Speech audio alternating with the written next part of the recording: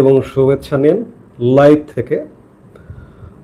এই মুহূর্তে আপনাদের সামনে কথা বলতে এসেছি।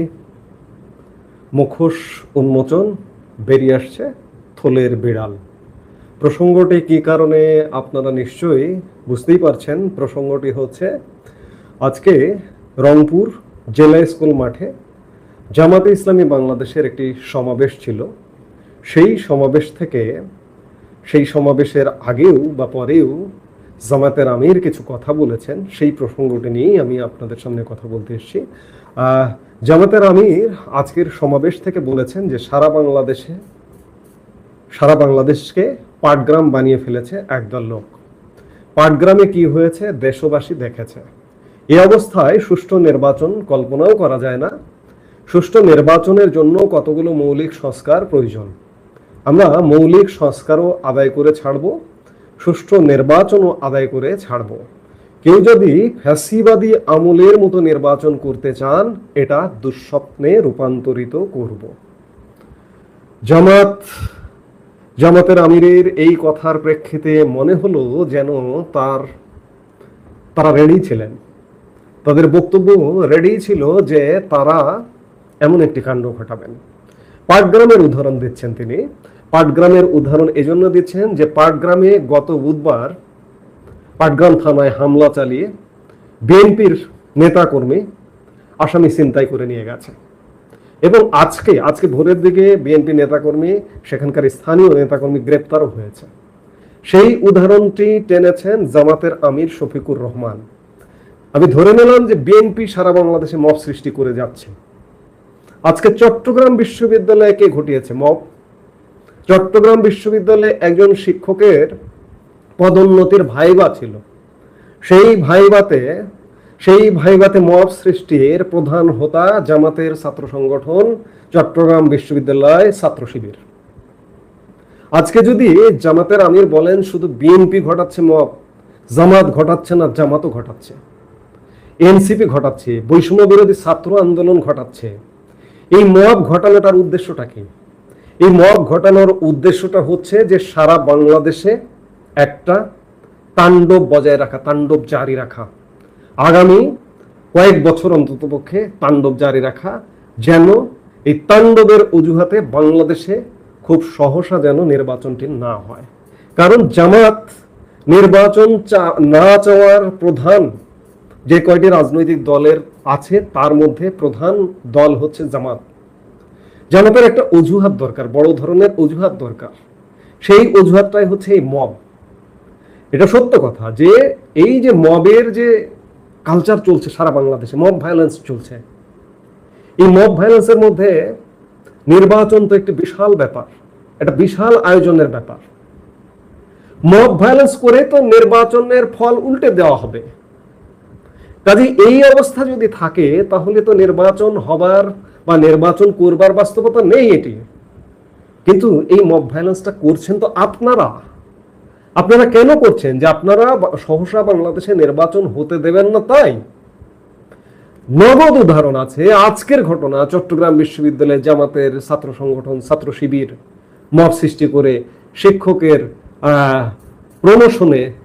প্রমোশনের জায়গায় গিয়ে তারা মব সৃষ্টি করবার চেষ্টা করেছে।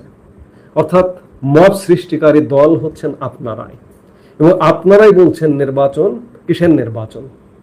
এই অবস্থায় কি নির্বাচন হতে পারে? আরেকটি বিষয় যে নির্বাচন কবে হবে, কিভাবে হবে, এটি তো সরকারের কাছ থেকে আসবে। আর 10টি রাজনৈতিক দলের মতো আপনি জামাত, আপনারও একটি রাজনৈতিক দল।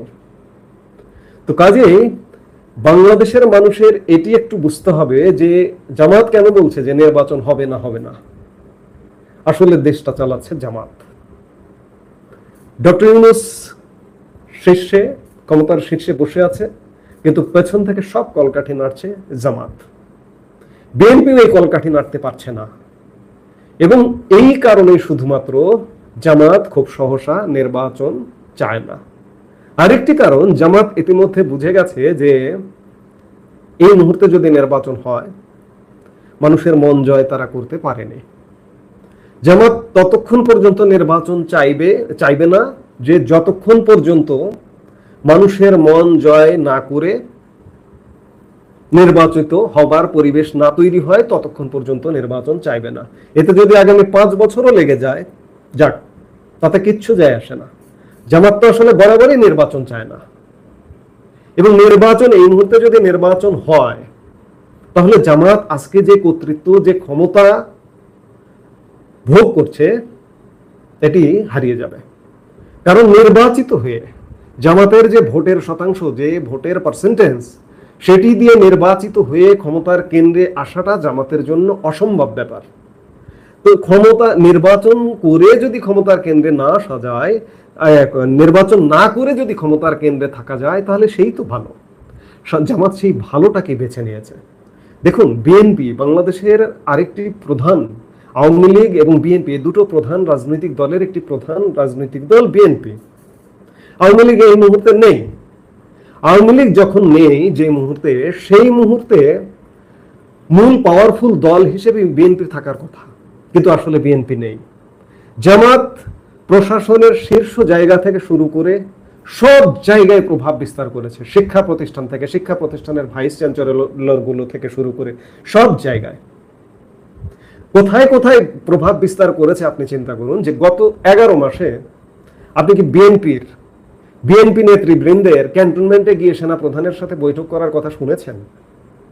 কিন্তু জামাত এই যে কদিন আগে ডক্টর ইউনূস যখন পদত্যাগ নাটক করলো, তখনও কিন্তু ক্যান্টনমেন্টে গিয়ে সেনা প্রধানের সাথে বৈঠক করেছে।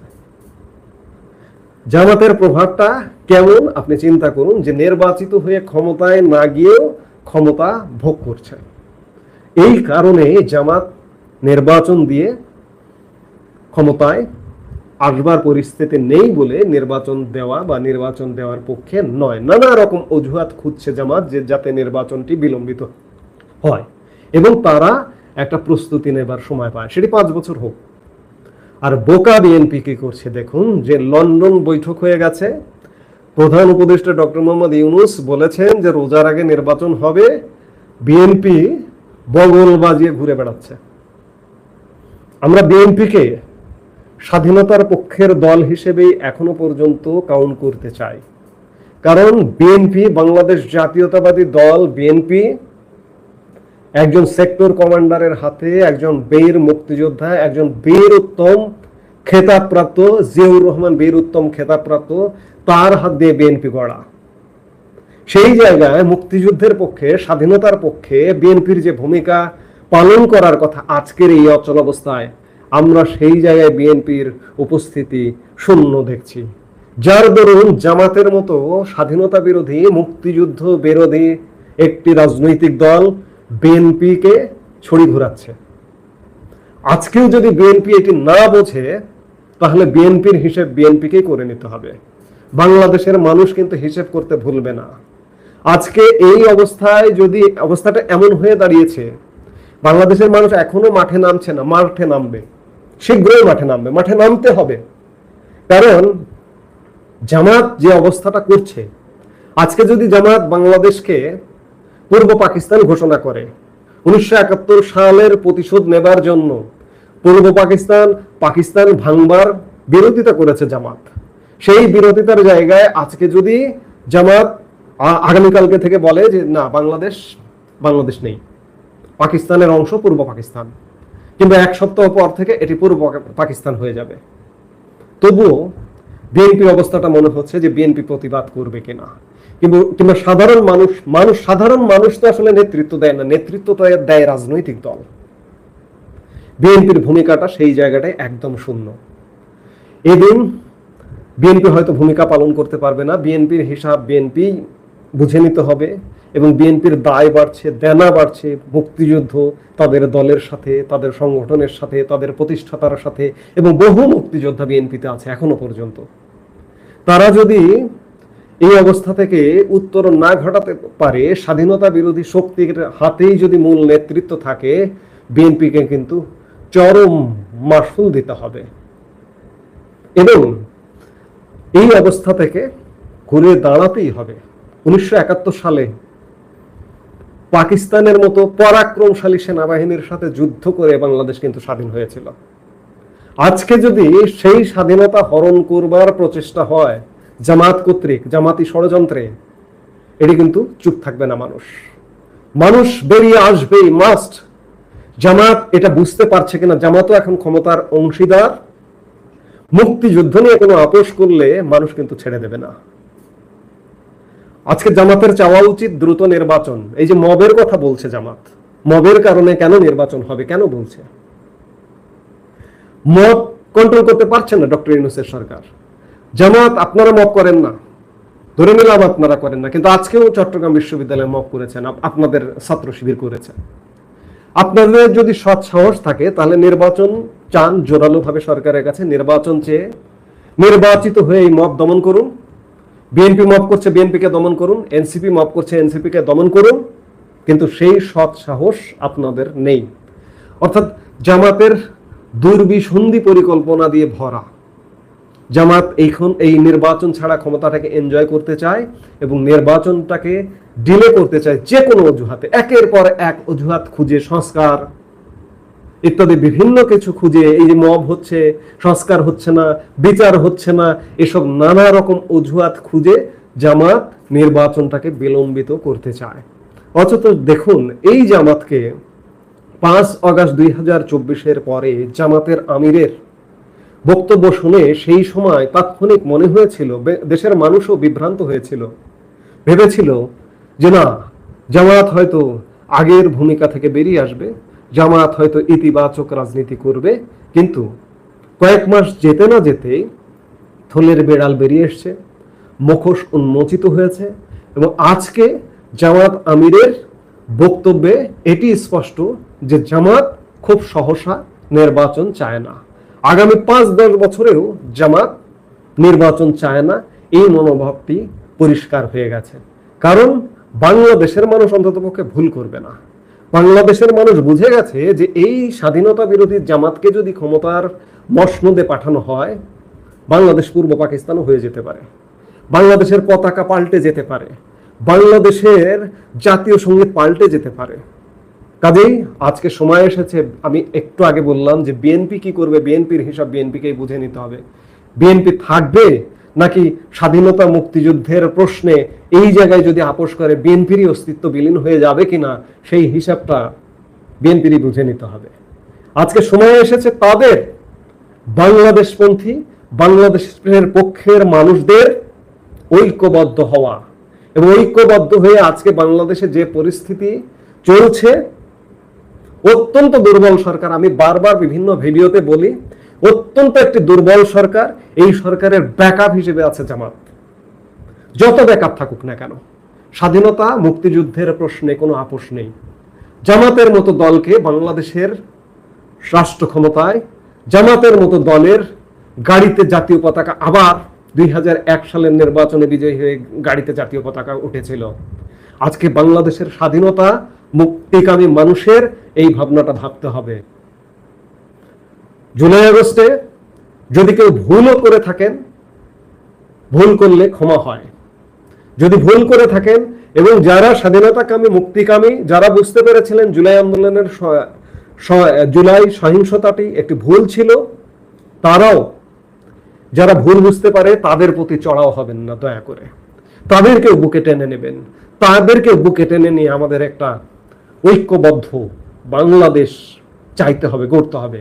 এবং ঐক্যবদ্ধ বাংলাদেশ গড়তে হলে, চাইতে হলে স্বাধীনতা বিরোধী, মুক্তিযুদ্ধ বিরোধী জামাতের এই করাল গ্রাস থেকে রক্ষা করতে হবে বাংলাদেশকে যে কোনো মূল্যে। আমি রাজনৈতিক দল আওয়ামী লীগ স্বাধীনতা যুদ্ধে নেতৃত্ব দিয়েছে, সেই আওয়ামী লীগ আজকে সরাসরি কার্যক্রমে নেই, সরাসরি কার্যক্রম করতে পারছে না এবং রাষ্ট্রীয়ভাবে প্রজ্ঞাপন জারি করে তাদের কার্যক্রম বন্ধ করে দেওয়া হয়েছে। তারা নেতৃত্ব দিতে পারবে না। সেই জায়গায় সারা বাংলাদেশের মুক্তিকামী সাধারণ মানুষকে জাগতে হবে, নইলে আজকে এমন সময় এসছে যে বাংলাদেশের স্বাধীনতা, সার্বভৌমত্ব বিপন্ন হয়ে যাবার সময় এসে গেছে। এই থেকে রক্ষা করতে হলে বাংলাদেশের মানুষকে জাগতে হবে। জাগো বাহে কণ্ঠে সময়, এই কথাই বলতে হবে। তা আজকে জামাতের আমিরের বক্তব্যের মাধ্যমে আমি আবারও বলে আমার কথা শেষ করতে চাই, লাইভ খুব বেশি দীর্ঘ করতে চাই না, যে জামাত বরাবরই তাদের মুখোশ উন্মোচিত, আজকে আরেকবার মুখোশটি উন্মোচন হলো এবং থলের বিড়াল বেরিয়ে এলো যে জামাত খুব সহসা বাংলাদেশে জাতীয় নির্বাচন হোক, একটি নির্বাচন হয়ে রাজনৈতিক সরকারের হাতে ক্ষমতা যাক, এটি চায় না। জামাত বর্তমানে যেভাবে ক্ষমতা এনজয় করে, সেই ক্ষমতা এনজয় করে তাদের আখের গোছানো, তাদের পরিবেশ তৈরি করবার একটি চেষ্টায় রত। এটি বুঝতে হবে আপনাদের। আজকে লাইভ এই মুহূর্তে এখানেই শেষ করছি। সবাই ভালো থাকুন, সুস্থ থাকুন।